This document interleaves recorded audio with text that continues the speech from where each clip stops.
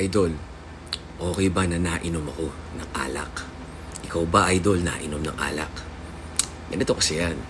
Nung bata ako, sa mga magpipinsan, ako lang yung lalaki. Panganay, lahat ng pinsan ko babae. So lahat ng mga daddy nila, ako yung paborito. So at 12 years old, pinatikim nila ako ng beer, alak, pinayosi nila ako. Hindi ko nagustuhan ng yosi. May inborn asthma ako. At nung kabataan ko, captain ball ako ng basketball. Hilig ako sa basketball. Mahilig ako sa mag-rap. So yung mga rapper na malapit na katawan, 12 pala, nagpo-push-ups na ako, sit-ups. Kahit mali-mali, at least may ukit na yung katawan.